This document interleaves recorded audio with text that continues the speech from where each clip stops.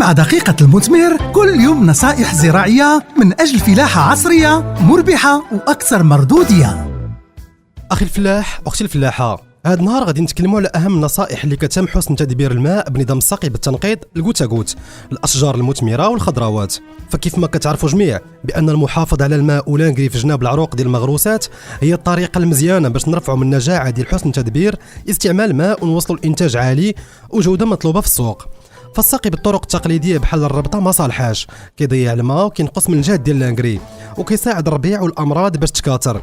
هنا نتفقوا جميع باللي الطريقه المزيانه باش نوصلوا لانغري جنب العروق ديال الشجر والخضروات هو نظام السقي بالتنقيط الغوت غوت او اللي كيتسمى الري التخصيبي.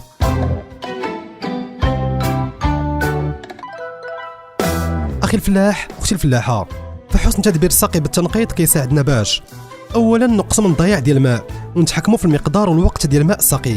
ثانيا نوصلوا الماء ولانغري قرب الجذور ونوفروا من التكلفه ديال الماء. وهنا نذكركم بالحوايج اللي لابد نردوا ليها البال.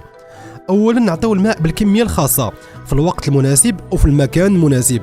ثانيا نقوموا بالصيانه اللازمه ديال المحطات واليات معدات السقي.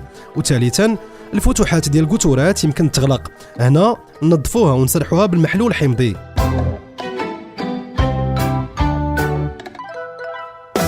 اخي الفلاح، اختي الفلاحه، وباش نتفاداو هاد المشاكل ديال ضياع الماء لازم نستعملوا بعض المعدات اللي كتساعدنا في الزياده او النقصان من السقي ونذكروا منها.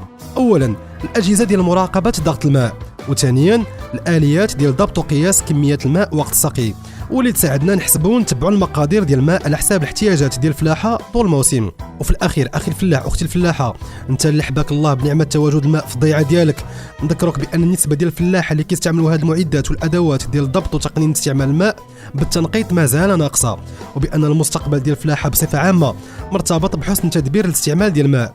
والعلم مازال كيطور العديد من الطرق والادوات لازم تعرفوا عليها ونستعملوها مزيان، لان الماء غادي وتيقلال والطلب عليه غادي غير في الزياده. والله المعين.